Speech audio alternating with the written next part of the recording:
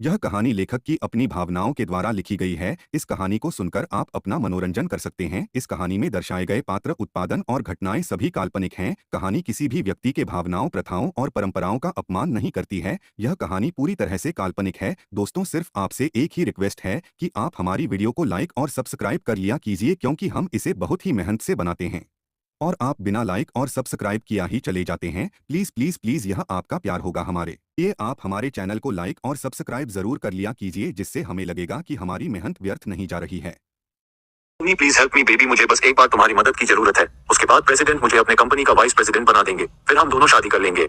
But please baby, इस बार मेरी मदद कर दो। 5 स्टार होटल के विप कमरे में कुणाल एक लड़की के सामने हाथ जोड़ मदद मांग रहा था। ये लड़की कोई और नहीं, उसकी गर्लफ्रेंड अवनी होती है, जिसको वो पिछले 2 साल से डेट कर रहा था और बहुत जल्दी शादी करना चाहता था। पर आज वो अपनी उसी गर्लफ्रेंड के सामने ऐसी शर्त रख रहा था जिसके बाद शायद ही उसकी गर्लफ्रेंड कभी उसे नजरें मिला पाएगी। पर तुम मेरे साथ ऐसे कैसे कर सकते हो? तुमने तो कहा था यहाँ हम दोनों तुम्हारे मोम डेथ से मिलने वाले हैं, और अब तुम मुझे किसी और के साथ सोने के लिए कह भी कैसे सकते हो? अवनी कुणाल को अपने से दूर धक्का देते हुए उसको गुस्से में देखते हुए बोलती है। अवनी के लिए ये सब कुछ एक्सेप्ट कर पाना बहुत था। वो जिससे प्यार करती थी वही आज उसकी बोली लगवा रहा है। अवनी कुणाल को बचपन से जानती थी, वो उसका पाड़ोसी हुआ करता था, वो उसको बचपन से पसंद करती थी। पर बाद में उसने ही कुणाल को प्रपोज किया था। वो पिछले 2 साल से डेट कर रहे थे और आज कुणाल ने उसे यहाँ अपने मम्मी पापा से मिलाने के लिए बुलाया था। बेबी प्लीज मेरी हेल्प करो, इसके बाद मैं तुमसे प्रॉमिस करता हूँ शादी कर लूंगा। बस एक रात की ही बात है, तुम्हें बस वही करना है जो प्रेसिडेंट तुमको करने के लिए बोले। कुणाल वापस अनवी के पास आ उसके हाथों को पकड़ गिड़गिड़ाते हुए बोला, मैं ऐसा कुछ नहीं करने वाली। मैं तुम जैसे इंसान पर भला अब विश्वास भी कैसे कर सकती हूँ, जो अपने एक फायदे के लिए अपनी ही गर्लफ्रेंड को अपने बॉस के साथ सोने के लिए बोल रहा है। मैं सोच भी नहीं सकती थी तुम ऐसे होगे। मैंने बचपन से तुम जैसे कमीने को पसंद करती थी, मैं ही पागल थी। मुझे आज खुद पर शर्म आ रहा है। अवनी गुस्से में कुणाल को खुद से दूर करते हुए बोली। इस बार कुणाल जाके दूसरी साइड गिर गया था। उसके लिए ये सब बर्दाश्त करना बहुत मुश्किल था, पर वो बस एक सब अपने प्रेसिडेंट के लिए सह रहा था। कुणाल को हमेशा से ऊपर बढ़ने की चाहत थी, पर वो इतना काबिल नहीं था। वो अपने ऑफिस के टेबल पर हमेशा अपने और अवनी की फोटो लगाए रखता था। एक दिन उसके प्रेसिडेंट उसके कैबिन में कुछ काम के लिए आया था। तभी उसकी नजर अवनी के फोटो पर जाके रुक गई और उसने कुणाल के सामने ये शर्त रख दी कि अगर वो अवनी को उसके पास एक रात के लिए भेज देगा तो वो कुणाल को इस कंपनी का वाइस प्रेसिडेंट बना देगा। अपने प्रेसिडेंट की बात सुन पहले तो कुणाल गुस्से में उसको मारने को हुआ, पर बाद में उसको भी लालच आ गई और वो मान गया। इसलिए आज वो अवनी को अपने परिवार से मिलाने के लिए यहाँ लेकर आया था। अवनी दिखने में काफी सुंदर थी। वो बहुत आसानी से किसी को भी अपने तरफ आकर्षित कर सकती थी, बिना कोई मेहनत किए। उसको उस काम के लिए कुछ ज्यादा कोशिश भी नहीं करना पड़ता। आज उसकी खूबसूरती ही उसके इस हाल की वजह बन गई। कुणाल को धक्का मार अवनी रोते हुए वहां से बाहर की ओर भागने लगी, पर उसके पैर लड़खड़ा रहे थे। ऐसा लग रहा था जैसे उसे ड्रस दिया गया था। ये देख कुणाल गुस्से में अपने टाई को आगे बढ़ा और बाहर जाती अवनी को पीछे से पकड़ कमरे में वापस खींच बिस्तर पर फेंक देता है और अपने टाई की मदद से उसके दोनों हाथों को आपस में जोर बांध देता है। ये तुम क्या कर रहे हो? दूर हटो मुझसे, मैं तुम्हारी बात कभी नहीं मानने वाली। कुणाल को इस तरह उसके साथ जबरदस्ती करते देख अवनी गुस्से से उसकी तरफ चिल्लाते हुए बोली, बेबी प्लीज रिलैक्स, ऐसे करके तुम खुद को ही हार्म कर रही हो। ये प्रमोशन मेरे लिए बहुत जरूरी है। आई जस्ट होप तुम मुझे समझ सको। मैं प्रोमिस करता हूँ जब हमारी फ्यूचर में शादी होगी तो मैं तुम्हारे और प्रेसिडेंट के बीच आज जो कुछ भी होगा वो सब भूल जाऊंगा। फ्यूचर में हमारे बीच इस बात के लिए कोई बहस नहीं होगा। इतना बोल कुणाल अवनी के ड्रेस की कोट खोल देता है। सॉरी एवनी, तुम चिंता मत करो, तुम्हें कुछ करने की जरूरत नहीं। मैं तुम्हें सब ऐसा ड्रग्स दिया है जिससे तुम्हारी बॉडी अपने आप रिएक्ट करेगी जो भी वो चाहती है। इतना बोल कुणाल अवनी को अपनी गोद में उठा बिस्तर से नीचे उतर बाहर की ओर निकल गया। कुणाल अपने रूम से बाहर निकल सामने वाले रूम की तरफ बढ़ा और अवनी को वहां जाते ही बिस्तर पर पटक देता है। नहीं प्लीज, तुम मेरे साथ ऐसा नहीं कर सकते। अवनी अपने आंखों में आंसू लिए गिड़गिड़ाते हुए बोली, आई एम सॉरी बेबी, पर ये मैं हमारे फ्यूचर के लिए लड़ रहा हूँ। कुणाल अवनी के फोरहेड पर किस कर उसके आंसू पोंछते हुए बोला, I love you Avni, thank you for helping me this time. इसके बाद सब ठीक हो जाएगा। इतना बोल कुणाल उठा और कमरे के चारों ओर देखा। वो कमरे में अकेले थे। ये देख वो वहां से बाहर निकलते ही अपने फोन में से प्रेसिडेंट का नंबर निकाल कुणाल फोन लगाते हुए बोला, सर मैंने अपना काम कर दिया। ठीक है सर, मैं होटल में आपका इंतजार कर रहा हूँ। इतना बोल कुणाल ने फोन रख दिया और कॉरिडोर में घूमने लगा। रूप में अवनी रोए जा रही थी। उसको समझ नहीं आ रहा था वो क्या करे। उसके कानों में अभी भी कुणाल के आंखें सब घूम रहे थे। प्रेसिडेंट को सब कुछ सिंपल पसंद है, तुम प्लीज उनको गुस्सा दिलाने की कोशिश मत करना। वो ऐसा बोल भी कैसे सकता है? ये बोल अवनी बिस्तर से उठी। उसने गेट की तरफ देखा जो अभी भी खुला था, क्योंकि कुणाल वहीं से वो उसके ऊपर नजर रखे हुआ था। अवनी धीरे से आगे बढ़ी, तभी उसको लिफ्ट की गेट खुलती सुनाई दी। कुणाल उधर देख रहा था, तभी अवनी धीरे से आगे बढ़ी और गेट को खोल बाहर निकल गई और अपने रूम के बगल वाले कमरे में घुस गई। किस्मत से उसके बगल वाले रूम का दरवाजा खुला था। वो तेजी से रूम में चली गई। अवनी जैसे ही बगल वाले रूम के अंदर घुसी, वो कमरे से टिककर बाहर की ओर झांकने लगी। अभी अवनी जिस रूम में थी वहां के बाथरूम से आवाज आ रही थी, पानी गिरने की। ऐसा लग रहा था जैसे बाथरूम में कोई था। वो ये सब इग्नोर कर बाहर क्या चल रहा है सुनने लगी। ऐसा लग रहा था जैसे कुणाल किसी से बात कर रहा था। क्या प्रेसिडेंट आ गया था? अवनी गेट से टिक बाहर क्या हो रहा है वो देखने की कोशिश करने लगी। बाहर क्या हो रहा है ये जानने के लिए अवनी अभी गेट से छिपी ही थी, तभी पीछे से बाथरूम से पानी गिरने की आवाज बंद हो गया। ऐसा लग रहा था जैसे कोई बाहर आ रहा था। अवनी को किसी के आने की आहट महसूस हुए। ये सुनते ही अवनी बाहर जाने को हुई, तभी उसके कमरे की लाइट बंद हो गई। कुछ मिनट पहले जो रूम चारों तरफ से उजाला था, वहीं अब पूरी तरह से अंधेरा छा गया। अवनी को अपने पास किसी के आने की आहट सुनाई दी। हे आई एम। अवनी इससे आगे कुछ बोल पाती तभी उसको किसी ने कमर से उठा बिस्तर पर पटक दिया। अवनी उस आदमी के शरीर पर लगे पानी की बूंदों से महसूस कर सकती थी कि अभी यही था जो बाथरूम में सावर ले रहा था। शायद आखिर तुम आ ही गई, वो आदमी अपने सेडेक्टिव आवाज में अवनी के पास आके बोला और उसके नेक पर किस करने लगा। अवनी को अपने शरीर में अजीब तरह की गर्मी महसूस हुई। वो अपने कमर के पास उस आदमी के सख्त हाथों को महसूस कर पा रही थी। उसका खुद पर से भी कंट्रोल खत्म होते जा रहा था। ये शायद कुणाल के ड्रग्स का आशा था जो अवनी खुद को उस इंसान के मजबूत हाथों में पिघलते हुए महसूस कर पा रही थी। Please I don't. अवनी अभी भी खुद को रोकने का कोशिश कर रही थी। वो उस आदमी को रोकने की कोशिश कर रही थी, तभी उस आदमी ने अवनी के गर्म होठों पर अपने ठंडे होठ रख दिया। प्लीज डोंट रिफ्यूज मी। वो आदमी इतना बोल अवनी फिर से किस करने लगा। वो अपने आप को रोक नहीं पा रहा था। Let me see you. वो आदमी अवनी को किस करते हुए रुक अपने साइड में जाके लाइट ऑन करने की कोशिश करने लगा। नहीं, उस आदमी को लाइट ऑन करते देख अवनी उसके हाथों को पकड़ रोक देती है। बाहों के दरमियान दो प्यार मिल रहे हैं, बाहों के दरमियान दो प्यार मिल रहे हैं। जाने क्या बोले मन डोले सुन के बदन धड़कन बनी जुबा, बाहों के दरमियान दो प्यार मिल रहे हैं। बाहों के दरमियान दो प्यार मिल रहे हैं। जाने क्या बोले मन डोले सुन के बदन धड़कन बनी जुबा, बाहों के दरमियान खुलते बंद होते लबों की ये अनकही, खुलते बंद होते लबों की ये अनकही मुझसे कह रही है कि बढ़ने दे बेखुदी। मिल यूं की दौड़ जाए नस नस में बिजलियां, बाहों के दरमियान दो प्यार मिल रहे हैं। जाने क्या बोले मन डोले सुन के बदन धड़कन बनी जुबा, बाहों के दरमियां। आसमां को भी ये हंसी राज है पसंद, आसमां को भी ये हंसी राज है पसंद। उलझी उलझी सांसों की आवाज है पसंद, मोती लुटा रही है सावन की बदलियां। बाहों के दरमियान दो प्यार मिल रहे हैं, बाहों के दरमियान दो प्यार मिल रहे हैं। जाने क्या बोले मन उसी समझ आ गया था अभी वो इस रूम में किसी की सब्स्टिट्यूट है। अवनी खुद को अपने बॉयफ्रेंड द्वारा बेचे जाने से अच्छा किसी को अपने आप को गिफ्ट करना ज्यादा बेहतर समझ रही थी। इसलिए वो आगे बढ़ी और उस आदमी को अपने करीब वापस खींच उसे किस करने लगती है। वो आदमी उसके ऐसे करने से पहले तो चौंक जाता है, फिर अपने चेहरे पर एक छोटी मुस्कान ने उसका साथ देने लगता है। सुबह के 4 बजे अवनी की नींद खुली तो वो अपने बगल में किसी आदमी की पीठ से सोई हुई पति है। खुद की और उस आदमी के कपड़ों की हालत देख वो समझ जाती है कि अभी अभी उनके बीच क्या कुछ हुआ होगा। वो तेजी से बाथरूम की तरफ भागती है और जल्दी से अपने कपड़े पहन वो बाथरूम से बाहर निकल जाती है। जाते वक्त उसने मुड़ कर भी एक बार अपने साथ सोए आदमी का चेहरा देखना जरूरी नहीं समझी। होटल के बाहर निकलते ही अवनी खुद को रोने से नहीं रोक पाती। वो वही सड़क पर बैठ रोने लगती है। सुबह के वक्त था कबीर जैसे ही उठा उसके चेहरे पर एक खुशी थी। वो जैसे ही अपने बगल में देखा वहां कोई नहीं था। ये देख वो दौड़कर बाथरूम की तरफ भागा। उसी वहां पर भी कोई नहीं दिखा। ये सोच वो वापस अपने कमरे में आया। अपने बिस्तर की हाल देख वो ये बात पक्का यकीन से कह सकता था कि कल रात उसके साथ जो कुछ भी हुआ वो सपना नहीं था, वो कल रात हकीकत में किसी के साथ था। अभी वो ये सब सोच ही रहा था तभी उसके फोन की रिंग बजी। ऐसा लग रहा था जैसे अभी किसी ने उसको कुछ मैसेज भेजा था। Hey Kabir, I am sorry why यार, I have been thinking for a long time but I still can't be with you. I am sorry, I love you, bye. Kabir अपने फोन में आए मैसेज को देखा। वो एक बार फोन की मैसेज को देखता तो दूसरी बार अपने मैसी बेड को बेड पर लगे लाल निशान को देख वो समझ सकता था कल रात वो किसी ना किसी के साथ था, पर किसके साथ यही सोचते हुए वो बेड पर बैठकर कल रात के बारे में सोचने लगा। 7 साल बाद एयरपोर्ट पर। भाई आप इतने धीरे क्यों हो, जल्दी आओ, धीरे क्यों हो, जल्दी आओ। एक प्यारी सी बच्ची एयरपोर्ट के बाहर निकलने के जल्दी में अपने भाई से तेज भागते हुए बोली। जनवी, क्या तुम धीरे नहीं चल सकती? तुम्हें दिखता नहीं मॉम, अभी भी हमारे पीछे है। एक छोटा का लड़का उस लड़की को पीछे से डांट लगाने वाले अंदाज में बोलता है। एयरपोर्ट से 2 बच्चे बाहर निकलते दिखे। वो लड़की प्यारी से गुड़िया जैसे थी। उसके हाथों में कैमरा था। ऐसा लग रहा था वो अपने आसपास के वातावरण के पिक्चर्स क्लिक करने के लिए काफी ज्यादा एक्साइटेड थी। वहीं उसके पीछे एक छोटा सा लड़का था। वो भी दिखने में किसी गुड़े से कम नहीं था। अभी वो अपनी बहन के पीछे भागते हुए उसे डांट लगाए जा रहा था। एक प्यारी सी बच्ची अभी एयरपोर्ट पर दौड़ लगाई जा रही थी। वहीं उसका छोटा भाई उसके पीछे पीछे भागे जा रहा था। कितने सुंदर बच्चे हैं, क्या ये जुड़वा है? ये बच्चे कितने प्यारे हैं, आश ये बच्चे मेरे होते। उद्धरण चिन्ह। उन दोनों बच्चों को ऐसे एक दूसरे के पीछे भागते देख आसपास के लोग बातें करने लगे। वो बच्चे हैं कि इतने प्यारे कि कोई भी उसने नजरें नहीं हटा पा रहा था। उनको ऐसे भागते देख एक लड़की आके उस प्यारी से बच्ची को एक गुब्बारा पकड़ा देती है। थैंक यू दीदी, आप बहुत प्यारी हो, मुझे लगता है इसलिए भैया आपको पसंद करते हैं। जनवी उस लड़की से गुब्बारा ले उसके पीछे खड़े लड़के की ओर इशारा करते हुए बोली। लड़की शर्मा गई पर वहीं वो लड़का उसकी इस बात से सहमत होकर अपना गर्दन हिला रहा था। उस औरत की आवाज सुनते ही वो लड़का अपनी बहन को उस लड़की से दूर कर अपने हाथ कर लेता है जो अभी भी एक अनजान से बातें किया जा रही थी। थैंक यू दीदी, आप मैं भगवान से प्रार्थना करूंगी कि आप और भैया हमेशा ऐसे ही रहे। वो लकड़ी अपने भाई के साथ जाते हुए पीछे मुड़ उस गुब्बारा देने वाली लड़की से बोली। अवनी वही अपने बच्चों के पास आ रही थी। अपनी छोटी सी बेटी के मुंह से ऐसी बातें सुन वो हंसने लगी। जानू आप कहाँ थी? वो अवनी अपने बेटी के गले लग उसे प्यार से पूछी। मैं तो दीदी और भैया के साथ थी। उद्धरण चिन्ह। ये सुनते ही अवनी चौंकते हुए अपनी छोटी सी बेटी को देखने लगी। वो उसकी मासूमियत देख हंसने लगी। वहीं खड़ा उसका बेटा रोहन शांति से उसके तरफ देख रहा था। रोहन तेजी से अपनी बहन के बैग को अपने पीछे टांग लेता है और अपने माँ की हाथ के बैग को आगे की तरफ खींचने की कोशिश करने लगता है। मोम आप इसे पीछे से धक्का मारो, मैं आगे लेकर चलता हूँ। रोहन अपने माँ से बड़े बैग को लेते हुए बोला। उद्धरण चिन्ह। नहीं, अभी आप इस लायक नहीं कि आप इतना बड़ा बैग उठा लो। अवनी अपने बेटे के उन छोटी हाथों से अपना बैग ले उसके गालों पर किस कर देती है। थैंक यू बच्चा। अवनी रोहन के गालों पर किस करते हुए बोली। मम्मी जानू को भी अपने गालों पर किसी चाहिए। जनवी अपने मोम को अपने भाई के गालों पर किस करते हुए देख बोली। ओके बेटा, मम्मी आपको भी किसी देगी। इतना बोल अवनी अपनी प्यारी सी बेटी के गालों पर किस कर देती है। अपने माँ से किस लेने के बाद जानवी अपने भाई की तरफ मुंह बना दिखने लगी। भाई, क्या आपको अभी और भी किसी चाहिए? नहीं, मुझे तुम्हारी गीली किसी की कोई जरूरत नहीं। रोहन अपने बहन की तरफ से मुंह फेर आगे की ओर देखने लगा। अपने बच्चों को ऐसे हंसते मुस्कुराते देख अन्वी के चेहरे पर मुस्कान आ गई। वो सोच भी नहीं सकती थी कि अगर वो उस रात प्रेसिडेंट के साथ बिताती तो अभी तक उसके साथ क्या हुआ होता। वो अपने मन में उस आदमी को थैंक यू बोलती थी जिसको उसने उस दिन खुद को सौंप दिया था। क्या यही अपना घर है जहां आप पहले रखती थी? रोहन अपने आसपास बने बड़े बड़े बिल्डिंग की ओर देखते हुए रोहन अपनी मॉम से पूछा। अवनी अपने बच्चे के इस प्रश्न के जवाब में सिर्फ अपना सिर हिला देती है।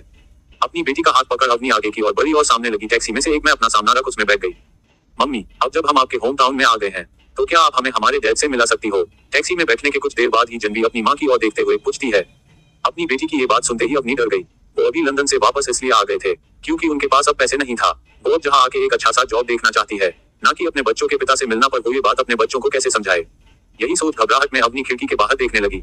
मुझे आइसक्रीम खाना है। टैक्सी से बाहर लगे आइसक्रीम के ठेले की ओर देखते हुए जानवी अपनी माँ से बोली। अपनी टैक्सी रुकवा अपनी बच्चों को लेके नीचे उतरती है और उसकी बेटी उसका इंतजार किए बिना ही आइसक्रीम वाले के पास भाग जाती है। अपनी बेटी की भागते ही हिलते पेट को देख अवनी के चेहरे पर एक मुस्कान आ जाती है। मम्मी, आप चिंता मत करो, मैं अपनी छोटी बहन को सब कुछ सिखा दूंगा कि वो अगली बार से ऐसी कोई बातें ना किया करे जिसे आपको तकलीफ हो। रोहन अपनी माँ के सामने आते हुए बोला। ओह माय बेबी, आप कितने स्मार्ट हो। क्या आपकी माँ को फिर से किस कर सकती है? खुद के लिए अपने बेटे को इतना परेशान होते देख अवनी उसके सिर से बालों को ठीक करते हुए देख बोली। नहीं, क्या आपने ये नहीं कहा था कि हमें एक दिन में एक ही किस करना चाहिए? वही हमारे लिए काफी होगा है। रोहन अब खुद को बड़ा मानता था। उसको अब ये बिल्कुल पसंद नहीं आ रहा था कि उसकी माँ उसको ऐसे किस करना चाहती है। आइसक्रीम खाने के बाद वो लोग फिर से घर के लिए निकल गए। वहीं जानवी अभी भी अपनी मम्मी से वहां से बिल्डिंग्स, रोड्स और सड़कों के बारे में पूछे जा रही थी।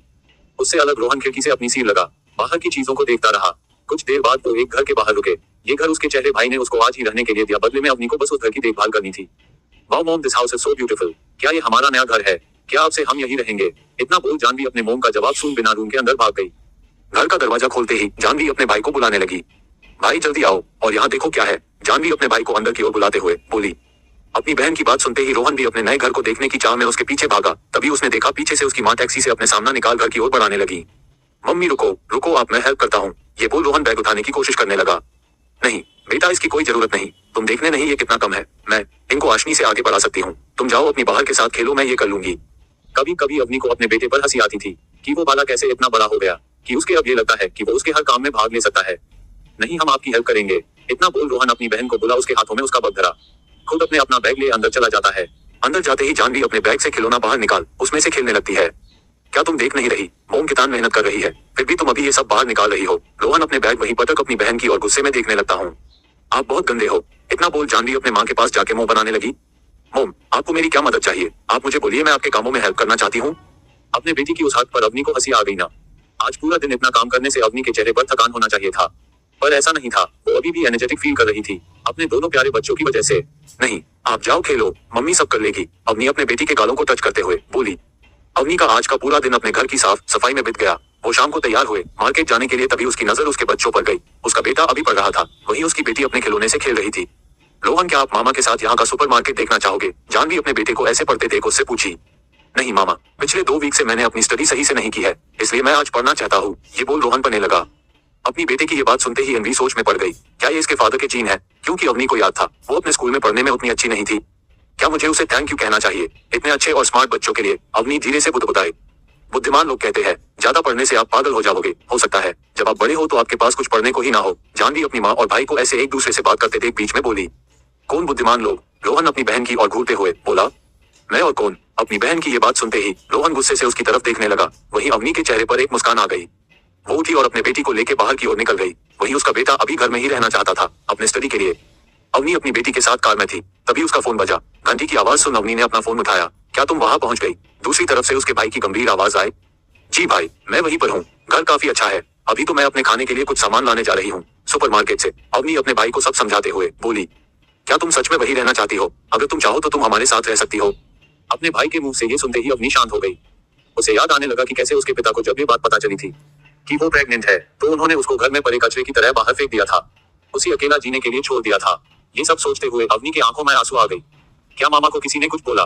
जो मामा रोने लगी। मामा आप चिंता मत करो, मैं और रोहन भाई जमकर उस बैड अंकल की पिटाई करेंगे। जानवी अपनी माँ की आंखों की आंसू पोंछते हुए बोली। अपने बेटी मुंह से ये सुनते ही अवनी के चेहरे पर एक स्माइल आ गई। कल उसके साथ जो भी हुआ हो, पर आज उसके पास जानवी और रोहन के जैसे क्यूट से बच्चे थे। नहीं भाई, मैं ठीक हूँ, थैंक यू पूछने के लिए इतना बोल अवनी के फोन रख दिया और अपनी बेटी की ओर देखने लगी। अवनी अपने बेटी को लेके सुपरमार्केट गई। कुछ ही देर में उन लोगों ने अपने काम की सारी सामान ले ली। सामान ले अवनी अभी पार्किंग की तरफ बढ़ ही रही थी, तभी उसे कुछ याद आया। ओह नो, हमने तो राइस लिया ही नहीं। अवनी अफसोस जताते हुए बोली, आपको नहीं लगता ये सब भैया की गलती है? मामा, अगर उन्होंने लिस्ट बनाया होता तो आज हम इतनी बड़ी गलती नहीं करते। जानवी अपने भाई की चुगली करते हुए बोली, उसका भाई परफेक्ट था, पर वो नहीं, इसलिए वो अपने भाई को नीचा दिखाने का कोई भी मौका नहीं जाने देना चाहती थी। अपनी बेटी के इतना बोलते ही अवनी उसके तरफ देखने लगी। अगर वो अपने बेटे को इसके बारे में पहले बोली होती तो उसका बेटा उसको ये पूरे हफ्ते याद दिलाते रहता। ये सब अवनी की गलती थी, ना कि उसके बेटे की। मामा, अगर आप चाहे तो आप दुकान से जाके राइस ला सकती है। मैं यही अच्छे बच्चे की तरह अपना और अपने सारे सामना की देखभाल करूंगी। जानवी अपने माँ को ऐसे परेशान होते देख बोली, पर बदले में आपको मुझे बहुत सारी चॉकलेट्स देनी होगी। जानवी अपनी माँ की ओर मुस्कुराते हुए देख बोली। अपनी बेटी की ये बात सुन अवनी को हंसी आ गई। उसकी बेटी चॉकलेट्स के लिए कुछ भी कर सकती है। अभी भी उसके हाथों में चॉकलेट्स के पैसे थे, फिर भी उसको और चाहिए था।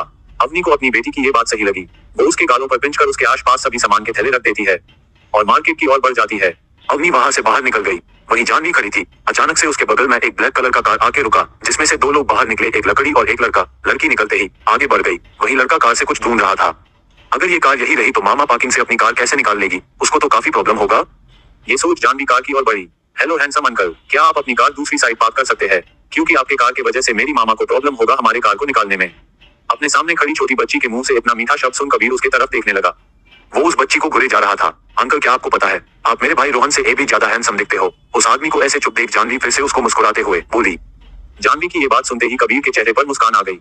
वो आगे बढ़ उस लड़की की गालों को पिंच करते हुए बोला, क्या मैं सच में आपके भाई से ज्यादा हैंडसम हूँ? कबीर जानवी की ओर झुकते हुए बोला, जी अंकल, आप मेरे भाई से ज्यादा हैंडसम हो। उनकी ये बात सुन कबीर मुस्कुराने लगा। तभी सामने से जो उसके साथ वाली लड़की गई थी वो वापस आ गई। कबीर, तुम अब तक यही हो? वो लकड़ी आते ही कबीर से बोली, हेलो आंटी, मैं यहाँ हैंडसम अंकल से कुछ बातें कर रही थी, इसलिए वो यही फंस गए। कबीर के कुछ बोलने से पहले ही जानवी समीरा से बोली, और तुम ऐसी क्या बातें कर रही थी? कबीर से समीर गुस्से से जानवी की ओर घूरते हुए बोली, क्योंकि एक तो कबीर उसके वजह से यहाँ फंस गया था, जिसके वजह से उसे वापस आना पड़ा, और दूसरी वो बच्ची उसको आंटी बोल रही थी। क्या तुम्हें बच्चों से सही से बात करने नहीं आता? कबीर समीरा को ऐसे बात करने से रोकने के लिए बोला, मुझे आता है सही से बात करना, पर इस लड़की को शायद नहीं इतना बोल। समीरा जानवी की ओर मुड़ी और उससे गुस्से में पूछी, क्या तुम्हें लगता है तुम्हारी माँ एक अच्छी ड्राइवर है? क्योंकि मुझे तो ये नहीं लगता। आंटी, मेरी मॉम बहुत अच्छी ड्राइवर है, आपको पता होना चाहिए। जानवी को भी गुस्सा आ रहा था, पर वो अपने माँ की वजह से चुप थी, क्योंकि उसकी माँ ने पहले ही बोल दिया था कि वो यहाँ कोई ड्रामा नहीं करेगी। तुम इतनी बदतमीज क्यों हो? कबीर समीरा से गुस्से में बोला। तुम्हें मैं बदतमीज लगती हूँ? और इस छोटी बच्ची का क्या? समीरा कबीर को जानवी की ओर इशारा करते हुए बोली। कबीर समीरा को इग्नोर कर अपने कार में बैठ उसको साइड में लगा देता है। थैंक यू हैंडसम अंकल, भगवान फ्यूचर में आपको एक बहुत ही खूबसूरत गर्लफ्रेंड देगा। जानवी कबीर को अपने पास आते देख उससे बोली। उसकी ये बात सुन कबीर हंसने लगा, पर वहीं खड़ी समीरा गुस्से से उसके तरफ घूरने लगी। क्या तुमने मैं खूबसूरत नहीं लगती? समीरा जानवी की हाथों को पकड़ के गुस्से में बोली। समीरा, दूर हटो बच्ची से, ये बोल कबीर समीरा को उस जानवी से दूर कर देता है। अब क्या तुम मुझसे इस छोटी बच्ची के लिए लड़ने वाले हो? समीरा अपने आंखों में गुस्सा लिए कबीर से बोली, मैंने कहा बस दूर हटो। इतना बोल कबीर जानवी के उठा उसके कार के अंदर बैठा देता है। बेबी, जब तक आपकी मामा नहीं आती तब तक आप प्लीज उसका इंतजार यही बैठ कर करो। ओके अंकल, थैंक यू, आप बहुत अच्छे हो। जानवी कार के शीशे को नीचे कर बोली। कबीर को उसकी इस हरकतों पर हंसी आ रही थी। वो उसको बाय कर समीरा के पास आया। क्या तुम्हें अब शॉपिंग करने नहीं जाना? पर तुमने तो कहा था तुम मेरे साथ जाओगे। समीरा कबीर की ओर घूरते हुए बोली, तुम कोई बच्ची नहीं, जाओ और अपना काम करके आओ। इतना बोल वो साइड में चला गया। समीरा गुस्से में जानवी की ओर देखी। उसका मन था कि वो अभी इस बच्ची के गालों पर दो तमाचे जरे, पर अपने सामने कबीर को देख वो रुक गई और गुस्से में वहां से निकल गई। अपनी अभी दुकान में थी, पर उसका पूरा ध्यान बाहर खड़ी उसकी बेटी पर था। आई होप जानू ठीक हो। इतना बोल वो दुकानदार को अपने सामना का ऑर्डर देने लगी। जब ऑर्डर देने की बात आई तो अपनी कंफ्यूज हो गई। वो इधर उधर देखने लगी, क्योंकि अभी वो ये भूल गई थी कि वो कौन से ब्रांड का चावल खाती है। मुझे पहले ही लिस्ट बना लेना चाहिए था। अब इतना बोलते हुए अपनी वही सामने वाले चावल की ब्रांड की ओर इशारा करती है और उसी में से ले लेती है। जानवी अपने कार में अकेले बैठ वहां से गुजरते लोगों को देख रही थी। काश मामा के भी पास पापा होते तो उनको भी इतना मेहनत नहीं करना पड़ता। सामने से आते कपल को देख जानवी धीरे से खुद में बुदबुदाई। सामने से बहुत से लोग आ और जा रहे थे। उन्हीं के बीच में एक कपल भी था। लड़की अपने एक हाथ में पर्स लिए हुए थी और दूसरा हाथ अपने पति के हाथ में डाली हुए थी। वहीं वो लड़का अपने एक हाथ में सामान का एक थैला लिए हुए था और अपने पत्नी के हाथों में हाथ डाले उससे साथ मुस्कुराते हुए आगे बढ़ रहा था। उस कपल को एक साथ इतना खुश देख अपनी को अपने माँ के लिए दुख हुआ। तभी दूर से जानवी को उसकी माँ आते दिखाई दी, जिसके चेहरे पर थकान देखा जा सकता था। उद्धरण चिन्ह अपने हाथ में लिए थैले को अपनी नीचे रखते हुए बोली। अपनी माँ को ऐसे टेंशन में देख जानवी को उनके लिए दुख हुआ। मामा, मामा आप रुको, जानू आपके हेल्प करेगी। ये कहते हैं जानवी तेजी से अपनी कार की गेट खोल अपने माँ की ओर भागी। मामा, आप ये मुझे दो। इतना बोल जानवी अपने माँ की हाथों से वो थैला लेने की कोशिश करने लगी। अपनी बेटी की इस मासूमियत तो देख अपनी थोड़ा इमोशनल हो गई। नहीं बेटा, अपा रुको, ये उतना भी भारी नहीं, मामा कर लेंगी। ये बोल अपनी बेटी को लेकर जल्दी से कार की ओर बढ़ी। मामा, क्या आपको यहाँ पर पेन हो रहा है? अपने माँ के हाथों में परे निशान की ओर दिखाते हुए जानवी शांति से बोली। रुको, मैं इसको अभी ठीक कर देती हूँ। इतना बोल जानवी अपनी माँ के हाथों पर फूंक मारना शुरू कर देती है। अपनी बेटी की हरकत पर अवनी की आंखों में आंसू आ जाता है। मामा बिल्कुल ठीक है, जब तक मामा के बच्चे ठीक है। इतना बोल अवनी जानवी के गालों पर किस कर उसके बालों को बिगाड़ने लगती है। मामा, आज मैंने ये हैंडसम अंकल को देखी जो भैया से भी ज्यादा हैंडसम थे। जानवी अपने माँ की तरफ देख मुंह बनाते हुए बोली, क्या मतलब, कौन से अंकल? अवनी चौंकते हुए जानवी की ओर देखते हुए पूछी। जानवी उसको सब कुछ सच सच बता देती है, जो भी उसके साथ अभी कुछ देर पहले हुआ था। आप ऐसे किसी अनजान से मदद भी कैसे मांग सकती हो? क्या होता अगर वो अंकल बुरे वाले अंकलों में से एक होते? मुझे पता है आपने ये जो कुछ भी किया अपने मामा के लिए किया, पर प्लीज बेटा अगली बार से आप मेरे लिए ऐसा कुछ नहीं करोगी। अवनी अपनी बेटी की ओर चिंता दिखाते हुए बोला, ओके मामा, पर वो अंकल बुरे नहीं थे। जानू ये बात अच्छे से जानती है। वो तो कितने हैंडसम थे। ओह नो, मैंने तो उनका पिक्चर ही नहीं लिया। काश मैं अपने बड़े भाई को अनहैंडसम अंकल की पिक दिखा, तो शायद वो उसे हमारे डैडी बनाने के लिए तैयार हो जाते। अपनी लास्ट लाइन धीरे से बोली। क्या क्या बोला आपने अभी बेटा? नहीं कुछ नहीं, थैंक गॉड। मामा ने वो नहीं सुना। जानवी राहत की सांस लेते हुए बोली। वो लोग घर पहुंचे। भैया भैया ये कहते हुए वो चिल्लाने लगी, जब भैया बड़े हो जाएंगे तो बिल्कुल उस हैंडसम अंकल की तरह दिखेंगे। सामने से अपने भाई को आते देख जानवी को महसूस हुआ कि वो अंकल उसके भाई से ज्यादा हैंडसम ही नहीं बल्कि वो तो बिल्कुल उसके भाई की तरह दिखते थे। अगर उसका भाई कल को बड़ा होगा तो वो बिल्कुल उन अंकल के जैसा दिखेगा। जानवी अपने भाई को देखते हुए सोचने लगी। मामा मामा ये कहते हुए रोहन बाहर निकला और अपने माँ के हाथों के हैंडबैग्स लेने लगा। रोहन अपनी के माँ के हाथों से हैंडबैग्स लेके उसके अंदर की सामान निकालने लगा। मामा ये तो वो ब्रांड नहीं जो हम खाते हैं। रोहन अपनी माँ को चावल के थैले की ओर इशारा करते हुए रोहन बोला, आप क्या बुद्धू हो भाई? मामा भला गलत ब्रांड का चावल कैसे लेके आ सकती है? जानवी अपने भाई का मजाक उड़ाते हुए बोली। अपने बेटी के मुंह से ये बात सुन अपनी इधर उधर देखने लगी, क्योंकि उसको भी इस बात का शक था। तुम बेवकूफ हो, मैं नहीं, ये वो चावल नहीं जो हम खाते हैं, रोहन पूरे यकीन के साथ बोला। जानवी अपनी मम्मी की ओर देखी जो खुद में शर्मिंदा होते हुए दूसरी तरफ देखने का दिखवा कर रही थी। मतलब मामा भी गलती करती है, ये बोल जानवी हंसने लगी। क्या मैं इस वापस कर दूं? अवनी अपने बेटे की ओर देखते हुए गंभीर आवाज में बोली। इस बात को सुनते ही रोहन और जानवी एक दूसरे को देखने लगे। नहीं मामा, इस बार हम यही खाएंगे, वैसे भी चेंज अच्छा होता है। उसके दोनों बच्चे आपस में कुछ इशारा करते हुए बोले। अपने बेटे की इस बात को सुन अवनी उसके पास जा उसके गालों पर किस कर लेती है। इसमें कोई दो राय नहीं कि उसके बच्चे कितने समझदार है। वो उसको तंग ना करने के लिए अपने तरफ से हर वो कोशिश करते हैं जो उनके बस में होता है। मामा नो, आप ऐसे मुझे हमेशा किस नहीं कर सकती, रोहन शर्माते हुए बोला। ठीक है भैया, फिर मैं आपको किसी दे देती हूँ। इतना बोल जानवी अपने भाई की तरफ बढ़ी। नहीं नहीं, दूर रहो, तुम भी मुझे किस नहीं कर सकती, अब मैं बड़ा हो गया हूँ। इतना बोल रोहन वहां से भागने लगा। नहीं, मैं तो आपकी किसी करके ही रहूंगी और उन हैंडसम अंकल को भी। जानवी अपने भाई के पीछे भागते हुए बोली। अवनी अपने बच्चों के इस मस्ती को देख मुस्कुराने लगी। उसका बेटा बहुत तेज था और साथ ही शर्मिला भी, जो लड़कियों से दूर भागने के लिए कुछ भी करता रहता था। वो तो अब अपनी मम्मी के किस करने से भी शर्माने लगा था। अवनी अपने बच्चों की ओर देख मुस्कुराई जा रही थी, तभी उसका फोन का रिंग बजा। क्या तुम मुझे भूल गई? फोन उठाते ही दूसरी तरफ से आवाज आई। ये अवनी की दोस्त कृति थी। क्या तुम जैसी नालायक कोई भूल सकता है? उद्धरण चिन्ह। मैं तुमसे बात नहीं कर रही, तुम एक तो कल ही यहाँ आ गई, ऊपर से मुझे खाने पर भी नहीं बुलाए। कृति थोड़ा ड्रामा करते हुए बोली। क्या होगा अगर मैं तुमको अभी बुला लूं? मैं डिनर बना रही हूँ, तुम जल्दी से आ जाओ। अवनी अपने दोस्त की इस ड्रामे भारी बातों को इग्नोर करते हुए बोली। अवनी की दोस्त तो उसके बाद से खुश हो गई, पर अब अवनी की ये परेशानी थी कि वो भला अब अपने बच्चों को अपने दोस्त के बारे में कैसे समझाए, उन्हें उनसे क्या कह कार मिलवाए। जहाँ एक तरफ अवनी अपने बच्चों के साथ आज के डिनर करने की तैयारी करना स्टार्ट कर चुकी थी, वहीं दूसरी तरफ मार्केट में कबीर अपने कार से टिक कर अपने फोन में कुछ चला रहा था। तभी उसने देखा समीरा दूर से अपने हाथों में दो बड़े बड़े थैले लेकर आ रही थी। कबीर ये देखो मैंने कितना कुछ खरीदा है, समीरा अपने हाथों के बैंक की तरफ इशारा करते हुए बोली। अच्छा है, कबीर बिना उसके तरफ देखे बोला। समीरा को गुस्सा तो बहुत आ रहा था, पर वो अपने गुस्से को कंट्रोल कर कबीर के सामने जा खड़ा होने बोली। तुम देख सकते हो मैंने कितना कुछ खरीदा है हम दोनों के लिए, तो क्यों ना आज मैं तुम्हारे साथ तुम्हारे घर चलूं, फिर हम वहीं पर साथ में कुक करेंगे। समीरा अपने चेहरे पर मुस्कान लाते हुए बोली। कोई जरूर नहीं। कबीर समीरा के बातों को सुन सीधे उसको मना कर देता है और उससे दूर हटकर अपने कार की गेट खोलने की कोशिश करने लगता है। तभी उसकी नजर उसके कार की गेट पर लगे नोट पर जाती है। कबीर उस नोट को निकाल तेजी में कार की गेट खोल अंदर चला जाता है। हैंडसम अंकल, थैंक यू मेरी मदद करने के लिए। आप बहुत अच्छे हो और मुझे लगता है आप उतनी ही अच्छी लड़की डिजर्व करते हो। मुझे नहीं पता आपके लाइफ में कोई पार्टनर है कि नहीं है, पर अगर नहीं है तो मैं आपको अपना डैड बनाने के लिए तैयार हूँ। आप चाहें तो मेरी मम्मी से शादी कर सकते हैं। अगर आप सिंगल है तो यहाँ पर आए। उसके बाद उसके अवनी के घर का एड्रेस था। ये पढ़ते ही कबीर अपनी हंसी कंट्रोल ना कर सका और जोर से हंसने लगा। वो जानवी को अपने सामने ये सब बोलते हुए महसूस कर सकता था। उसको ऐसे हंसते देख दूसरे साइड से बैठी समीरा कंफ्यूज होकर उसको देखने लगी। जब समीरा से रहा नहीं गया तो वो अपने शरीर को कबीर की तरफ झुका उसके हाथ में पड़े नोट को पढ़ने की कोशिश करने लगी। नोट पढ़ते ही समीरा का खून खौलने लगा। वो गुस्से में कबीर की ओर देखने हुए तेज आवाज में बोली। मुझे पता है वो लड़की क्यूट है, उसको इसके बारे में कोई आइडिया नहीं होगा, पर ये सब उसके माँ का किया धरा है। कितनी सेल्फिश औरत होगी वो, अमीर घर के लड़कों को फंसाने के लिए इतने छोटे बच्चों का इस्तेमाल कर रही है। कबीर जिसके चेहरे पर अभी मुस्कान था वो तुरंत गुस्से में बदल गया समीरा की बात सुन के। क्या तुम्हें नहीं लगता तुम बहुत ज्यादा बोल चुकी हो? आखिरकार वो एक छोटी बच्ची है, अब तुम्हें उससे भी प्रॉब्लम हो रहा है। कबीर समीरा की ओर देखते हुए गुस्से में बोला। वो बच्ची है पर उसकी माँ नहीं। वो अपने छोटी सी बच्ची का फायदा उठा रही है अमीर लोगों को फंसाने के लिए। इससे हमें साफ पता चलता है उसकी माँ कितनी गलत है, वो कितनी लालची है। और क्या तुम्हें नहीं लगता तुम अब हद से ज्यादा बोल रही हो? कबीर गुस्से में समीरा की ओर देखते हुए बोला। उसके इस गुस्से को देख समीरा अपने शीट पर शांति से बैठ गए, क्योंकि वो कबीर को ज्यादा गुस्सा नहीं दिलाना चाहती थी। साइड से मुड़ के समीरा ने कबीर के हाथों में लिखे फोन नंबर को अपने मोबाइल में सेव कर लिया। वहीं दूसरी तरफ कृति अवनी के घर कब की आ चुकी थी, उनका तो दिन अभी खत्म हो गया था। क्या तुमने सच में एक बार भी मुझसे कांटेक्ट करने की कोशिश नहीं की? कृति अपने दोस्त की ओर देखते हुए गंभीर स्वर में बोली। पर अब तो की ना। कृति की बातों को इग्नोर कर अवनी मुस्कुराते हुए बोली। तुम आखिर गई ये क्यों थी, बिना किसी को कुछ बताए? कृति उन दो छोटे बच्चों की ओर देखते हुए बोली। पर मैं अब तो आ गई ना। अवनी फिर से कृति की बातों को इग्नोर करते हुए बोली।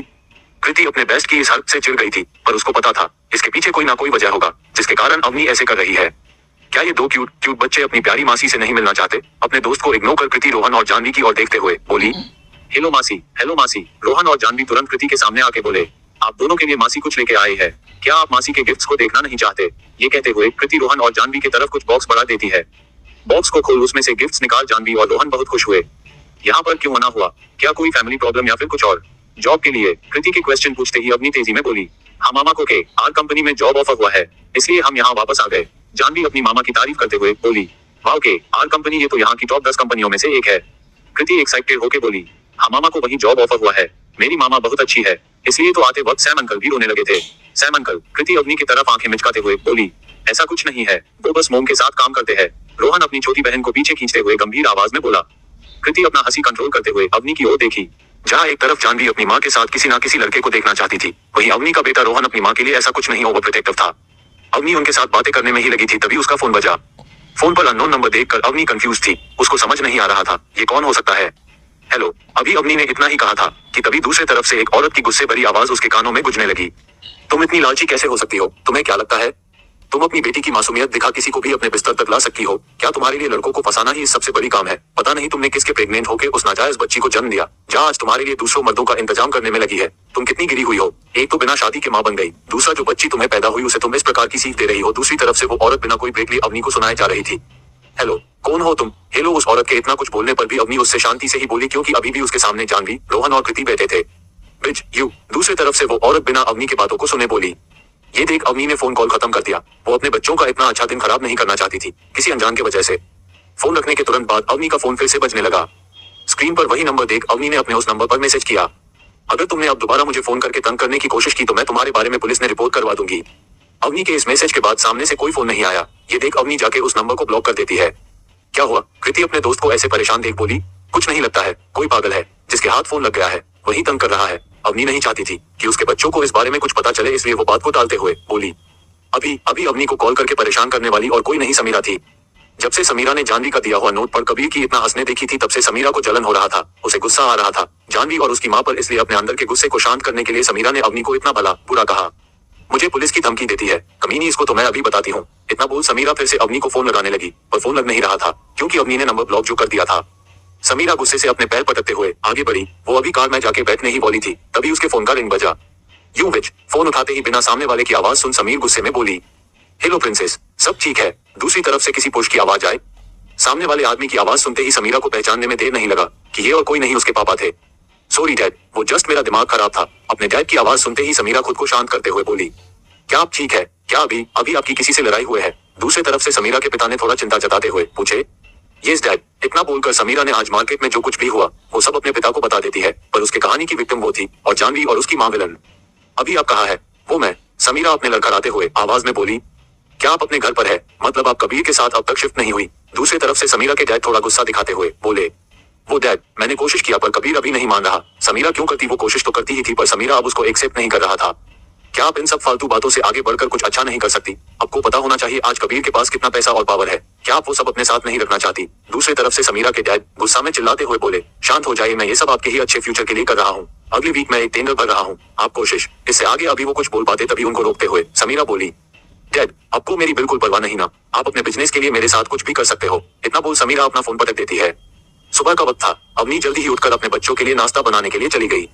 वहीं उसके बच्चे काफी तेज थे।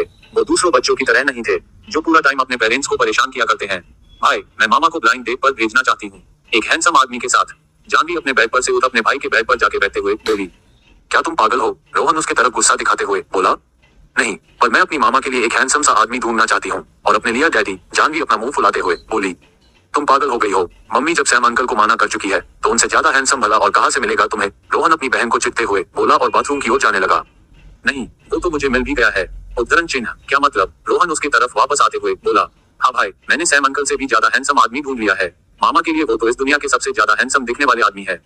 जानवी अपने भाई के हाथों को पकड़ते हुए अपना एक्साइटमेंट दिखाते हुए बोली। रोहन कुछ समझ नहीं पा रहा था, इसलिए वो बस अपनी बहन को अजीब ढंग से देखने लगा। अरे भैया, मैंने तो आपको बताया ही नहीं। इतना बोल जानवी अपने भाई को कल जो भी सुपरमार्केट में हुआ वो सब बता देती है। जानवी के मुंह से ये सुन रहना रोहन गुस्से में इसके तरफ देखने लगा। तुम इतनी लापरवाह हो भी कैसे सकती हो? क्या होगा अगर वो आदमी कोई चोर या बुरा आदमी हुआ होता? तुमने तो उससे अपना घर का एड्रेस और मम्मी का नंबर तक दे दिया। पर भाई वो अच्छे आदमी थे। अपने भाई को ऐसे गुस्से में उसके तरफ देखते हुए देख जानवी उसको समझाने की कोशिश करते हुए बोली, तुम चुप रहो, और अगर आज के बाद तुमने फिर से ऐसा कुछ करने की कोशिश की तो फिर याद रखना मैं तुम्हारे होमवर्क में कोई मदद नहीं करूंगा। उल्टा मैं तुम्हें घर पर भी बनाने के लिए बहुत सारे होमवर्क दे दूंगा। रोहन इतना बोल गुस्से से वहां से निकल गया। वही जानवी अपने भी के इतना बोलते ही अपने मुंह पर हाथ रख देती है, क्योंकि अगर उसका भाई उसको होमवर्क में हेल्प नहीं करेगा तो वो क्या दिखाएगी टीचर को? उसको तो डांट और मार दोनों पड़ने वाली है। ये सोच वो चुप हो गई।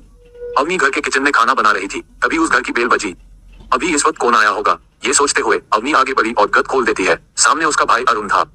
भैया आप। गुड मॉर्निंग अना। गेट से अंदर आते ही अरुण अपनी बहन से बोला और अंदर चला आया। उसके हाथों में 2 बड़े बड़े थैले थे। भैया ये सब क्या है? अवनी अरुण के हाथों की तरफ इशारा करते हुए बोली, इसमें बच्चों के लिए कुछ गिफ्ट्स और इसमें किचन में काम आने वाले कुछ सामग्री। अरुण अपने दोनों हाथों के थैलों को एक एक कर ऊपर दिखाया हुआ बोला, यही है जो तुम्हें हमसे दूर रखता है न? रूम से निकलते रोहन और जानवी की ओर इशारा करते हुए अरुण पूछा, भैया आप भी उतना बोल? अवनी अपने बच्चों को बुलाती है और अरुण से मिलावाते हुए उसका परिचय देती है। Hello uncle. इतना बोल दोनों बच्चे वहां से निकल जाते हैं। अवनी अपने बच्चों के इस हरकत को देख कंफ्यूज होकर उनके तरफ देखने लगती है, पर वही उसके बच्चे आपस में खेलने का दिखवा करने लगता है। क्या ये मुझसे नाराज है क्योंकि मैं सिर्फ इतना बोल दिया कि तुम इनके वजह से आज हमारे साथ नहीं रहती? बच्चों का ऐसा रिएक्शन देख अरुण अपनी बहन की ओर देखने हुए धीरे से बोला। अपने भाई की ये बात सुन अवनी मुस्कुराने लगी। हाँ यही वजह था, वरना उसके बच्चे ऐसे नहीं है। मुझे नहीं लगाया तुम इनका सही से ख्याल रख पाओगी। अरुण बच्चों की ओर देखते हुए बोला, आपको ऐसा क्यों लगता है? मैं इनका बिल्कुल ख्याल रख लूंगी। आपकी बहन बहुत स्ट्रांग है, क्या आपको पता नहीं? अवनी अपने भाई की ओर धुरेते हुए देख बोली, मुझे पता है तुम इनका ख्याल बहुत अच्छे से रख लोगी, पर तुम्हारा ख्याल कौन रखेगा? अरुण अपनी बहन की और देखते हुए गंभीर स्वर में बोला। अवनी के पास अब तक उसके भाई द्वारा पूछे गए सभी प्रश्न के जवाब थे, पर इस बार वो कुछ बोल ना सकी। ये सोचते हुए कि उसका सहारा कौन है, अवनी चुप हो गई। क्या उसे भी किसी के सहारे की जरूरत थी? नहीं भाई, आपको पता होना चाहिए आपकी बहन कितनी स्ट्रांग है। उसे किसी की सहारे की जरूरत नहीं, उसके लिए उसके बच्चे काफी है, और उसके बच्चों के लिए वो। इतना बोल वो अपने बच्चों की ओर देख मुस्कुराने लगी। अवनी ने अपने भाई को तो ये सब बोल दिया था, पर उसके दिलो दिमाग में सभी भी उसके भाई का पूछा गया क्वेश्चन घूम रहा था, क्या मुझे भी किसी की सहारे की जरूरत है? अपने बच्चों की ओर देखते हुए अवनी खुद में बुदबुदाई। अवनी और अरुण को लग रहा था कि उसके सामने खड़े 2 बच्चे आपस मन में खेल रहे थे, पर ऐसा कुछ नहीं था। दोनों बच्चों का ध्यान अपनी माँ और उसके साथ बैठे वाले लड़के पर था। भैया आप देख सकते हो मामा के साथ बैठे वाले अंकल भी वही कर रहे हैं। मामा को किसी के सहारे की जरूरत है। जानवी अपने भाई की ओर जाते हुए धीरे से बोली। उसका भाई अपनी बहन की इस बात पर चुप होकर अपनी मामा के रिएक्शन देखे जा रहा था। क्यों ना मैं तुम्हें सजा के तौर पर कुछ पढ़ने के लिए दूं? रोहन अपने गुस्से भरी आंखों से जानवी की ओर देखते हुए बोला। नहीं। इतना बोल जानवी वहां से भागने लगी। वही रोहन अभी भी अपनी माँ की ओर देख रहा था। शायद वो अपनी माँ की दर्द समझने की कोशिश कर रहा था। कुछ देर बाद अवनी घर में अकेले थे, तभी उसका फोन बजा। क्या तू मेरी मदद करने के लिए यहाँ पर आ सकती है? दूसरी तरफ से उसकी बेस्ट फ्रेंड कृति थी, जो अवनी को शायद किसी मेल में बुला रही थी, कुछ काम के लिए। ठीक है, मैं कोशिश करती हूँ। इतना बोल अवनी अपने साइड में खेल रहे बच्चों की ओर एक बार देखी। मामा क्या आप कहीं जाना चाहती हो? तो आप जाओ, मैं और जानू घर का ख्याल रख लेंगे। अपने मम्मी को परेशान देख रोहन अवनी के सामने आके बोला, थैंक यू बेटा। इतना बोल अवनी अपने दोनों बच्चों को बाय बोल वहां से निकल गई। अवनी मॉल पहुंचते ही अपने दोस्त को खोजने लगी। कृति को खोजते हुए वो अभी सेकंड फ्लोर पर थी, तभी उसे लगा पीछे से कोई है जो उसको फॉलो कर रहा है, इसलिए वो रुक गई। अवनी पीछे मुड़ के देखी, वहां कोई नहीं था। खुद को ऐसे अकेला पाकर वो पीछे की ओर देखे बिना तेजी में चलने लगी। तभी अवनी आगे की ओर बढ़ी जा रही थी, तभी अचानक से उसके साइड से लड़की से वो टकरा गई। देखकर नहीं चल सकती। गुस्से में अवनी की ओर देखते हुए समीरा बोली, क्या तुम पागल हो? तुम मेरे शूज पर अपने पैर रखी हो, मैं नहीं। अवनी समीरा को मजाक उड़ाने वाले लहजे में बोली, क्योंकि तुम ये डिजर्व करती हो। समीरा अवनी को एटीट्यूड दिखाते हुए बोली और आगे बढ़ने को हुई। अवनी तेजी से समीरा के सामने आती है और उसके पैरों पर लात रख देती है। और ये तुम डिजर्व करती हो। अवनी समीर के पैरों पर लात रखते हुए बोली। तुम इतना बोल समीरा जैसे ही तेजी से अवनी मारने के लिए हाथ उठाती है, अवनी उसकी हाथ रोक देती है। अपने हद में रहो, तुमने समझ क्या रखा है खुद को? अवनी समीरा की हंसी उड़ाते हुए बोली। समीरा को बहुत गुस्सा आ रहा था। वो अभी अवनी को मारना चाहती थी, उसे गाली देना चाहती थी, पर वो ये कर नहीं पा रही थी। तुम मेरे इस ब्रांडेड शू के लिए पैसे पे करो। अवनी उसके इस बात पर हंसने लगी। क्या तुम्हें नहीं लगता कि तुम्हारे पहने मुझे पे करना चाहिए? अवनी समीरा का मजाक उड़ाते हुए बोली। उसके इस बात पर समीरा उसकी तरफ गुस्से से देखने लगी, क्योंकि उसकी ये बात सच था। पहले समीरा ही थी जिसने अवनी के जूतों पर पैर रखी थी। मुझे और भी काम है, पहले तुम मेरे इस जूते जैसा दिखने वाला जूता लेके आओ, फिर मैं लेकर आ जाऊंगी। इतना बोल अवनी समीरा के सामने से निकल गई। समीरा गुस्से में अपने पैर पटकते हुए अवनी को जाते देख रही थी।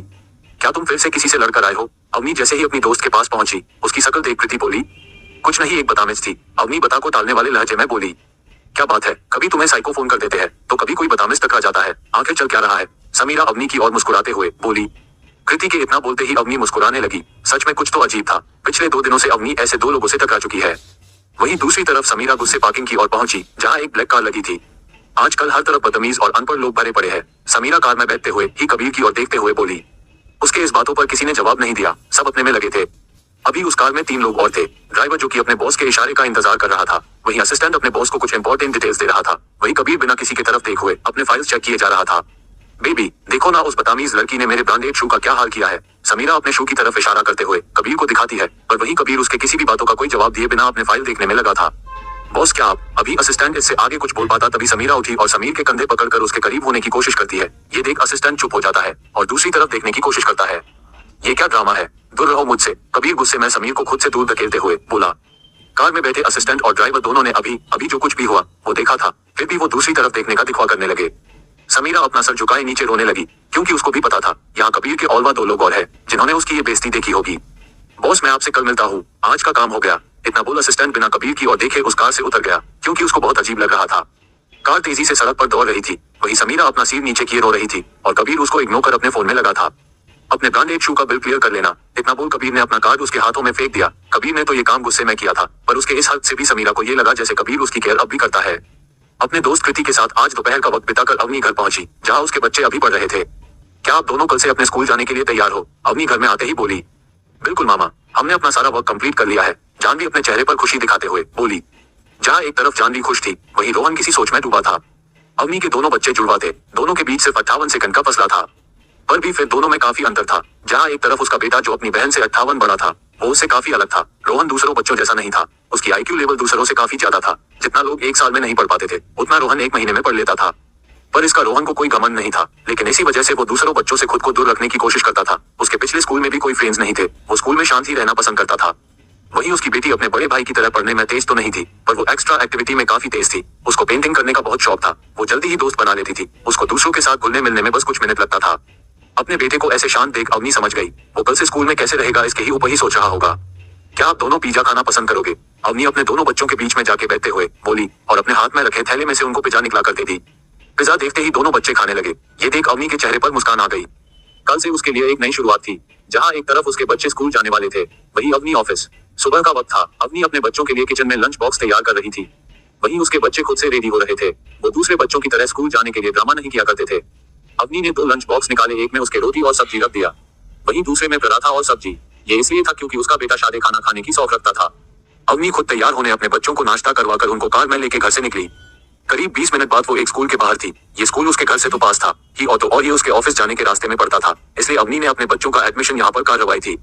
बाय बेटा। स्कूल के गेट पर से दोनों बच्चों को गेट के अंदर जाते देख अवनी पीछे से बोली। उसके इतना बोलने पर जहाँ उसका बेटा अपने चेहरे पर एक मुस्कान लिया आगे बढ़ गया, वहीं उसकी बेटी उसको थंब अप का इशारा कर मुस्कुरा रही थी। अवनी उसके इस इशारे पर मुस्कुराने लगी। भले ही घर में जानवी को पढ़ाई में अपने भाई की जरूरत पड़ती थी, लेकिन स्कूल में जानवी ही वो थी जो अपने भाई की मदद किया करती थी, क्योंकि वो किसी से बात नहीं करता था जानवी के सिवा। अपने बच्चों को स्कूल छोड़ अवनी अपने ऑफिस के लिए निकली। ऑफिस के बाहर खड़ी अवनी ने एक बार उस बिल्डिंग को देखा। ये बिल्डिंग उसके आसपास बने सभी बिल्डिंग्स की दुगनी थी। मुझे अपने डिजाइनर डिपार्टमेंट के हेड से मिलना है। ऑफिस में जाते ही अवनी उस ऑफिस के अंदर बैठी रिसेप्शनिस्ट से बोली। रिसेप्शनिस्ट उसका नाम लिखकर तुरंत किसी को फोन लगाती है। फाइनली आप आ गई मिस अवनी। अवनी इंतजार कर रही थी, तभी एक 40-45 साल की उम्र की महिला उसके सामने आके तेजी में बोली, आपके इस ऑफर की वजह से ही मुझे अपने देश आने का मौका मिल रहा था, भला मैं कैसे ना आती। ये बोल अवनी उस औरत से हाथ मिलाने के लिए आगे बढ़ती है। चलिए मैं आपको आपके दूसरे कलीग से मिलावाती हूँ। मिस लीला अवनी को ऑफिस के अंदर ले जाते हुए बोली। सारे लोग काम कर रहे थे, तभी उसके सामने लीला आई और अवनी का इंट्रोडक्शन करवाया सबसे। अवनी दिखने में आज भी वैसी ही थी जैसे वो आज से 7 साल पहले लगती थी। उसको देखकर कोई नहीं बोल सकता था कि वो 2 बच्चों की माँ होगी। ऑफिस में काम करने वाले लड़के तो जब से मिस लीला उसको अंदर लेके आई थी, तब से घुरे जा रहे थे। Hi miss. एक लड़का जिसका नाम विक्रम था और अगर करीब 28-30 के बीच का होगा, वो आगे बढ़ते हुए अवनी की ओर हाथ बढ़ाते हुए बोला। अवनी को भी उसने कोई ऐतराज नहीं था। इन सबसे उसके सामने खड़े सारे लोग काफी फ्रेंडली थे उसके साथ, इसलिए वो भी उनके साथ अच्छे से मिली। मिस क्या आप हमारे साथ लंच करना पसंद करेगी? विक्रम उसके सामने आते हुए बोला। नहीं, इसकी कोई जरूरत नहीं, मैंने अपना लंच बॉक्स अपने बच्चों के साथ तैयार कर लिया था। अवनी विक्रम की ओर एक फीकी मुस्कान देते हुए बोली। बच्चे। ये सुनते ही उसके सामने खड़ी लड़की तेजी से उसके तरफ आते हुए बोली। हाँ, मेरे दो छोटे छोटे बच्चे हैं। अवनी को कोई फर्क नहीं पड़ता था कि दूसरे उसके बारे में क्या सोचते थे, और वो अपने बच्चों को दुनिया से छुपाने के बारे में सोच भी नहीं सकती थी। वो इस बात पर प्राउड करती थी कि वो रोहन और जानवी जैसे दो मासूम बच्चों की माँ है। जहाँ एक तरफ लड़कियां उसके इस बात से एक्साइटेड होकर उसके पास आओ उसके बच्चों के बारे में पूछने लगी, वही लड़कों को तो जैसे सदमा लग गया था। वो भूत बनकर खड़े थे। विक्रम अपने आप को कोसे जा रहा था कि भला वो ये पूछने आया ही क्यों। अगर वो ये प्रश्न कुछ दिनों बाद पूछता तो कम से कम उसका दिल तो आज नहीं टूटता ना। तुम्हारे सच में दो बच्चे हैं, एक लड़की अवनी के दोनों हाथों को पकड़ते हुए बोली। हाँ, क्यों तुम्हें विश्वास नहीं? रुको मैं तुम्हें उनका फोन तो दिखाती हूँ। इतना बोल अवनी अपना फोन निकाल उसमें से रोहन और जानवी का पिक्चर दिखाने लगी। कितने क्यूट बच्चे हैं, इनकी माँ तो मैं भी बनने के लिए तैयार हूँ, उसके सामने वाली लड़की खुशी से बोली। उसके इस बात पर सभी मुस्कुराने लगे, पर वहीं खड़े विक्रम अभी भी शांत था। वैसे तुम्हारे हस्बैंड क्या करते हैं? वहीं खड़ी दूसरी लड़की बोली। उसके इस प्रश्न को सुन अवनी सुन हो गई। उसको समझ नहीं आ रहा था वो इस बात का क्या जवाब दे। जहाँ वो अपने बच्चों के बारे में बोलकर प्राउड फील करती थी, वहीं उन बच्चों के पिता के बारे में सुनते ही उसका मुंह बंद हो जाता था। उसके चेहरे के उतरे रंग देख विक्रम के चेहरे पर एक चमक आ गई। उसे उम्मीद की एक किरण नजर आई। वो इतना बोल वो चुप हो गई। तुम्हें थोड़ा काम में ध्यान देना होगा, वरना हमारी बॉस तुम्हें यहाँ से निकाल देंगे। अवनी के चेहरे के उतरे रंग को देख मिस लीला समझ गई कि ऐसा कुछ है जो अवनी सबको बताना नहीं चाहती, इसलिए वो उसको सबसे बचाते हुए बोली। क्या मतलब? अवनी शॉक्ड होकर मिस लीला की ओर मुड़ी। आगे स्टोरी और भी इंटरेस्टिंग है, आपको बहुत मजा आने वाला है, तो इसका नेक्स्ट एपिसोड देखना बिल्कुल ना भूले और चैनल को अपने प्यारे प्यारे हाथों से लाइक और सब्सक्राइब कर लें और अपने दोस्तों को शेयर करना बिल्कुल ना भूले और अपना प्यार भरा कमेंट जरूर करें और दोस्तों कम से कम 200 लाइक का टारगेट पूरा कर दें। मिलते हैं नेक्स्ट एपिसोड में।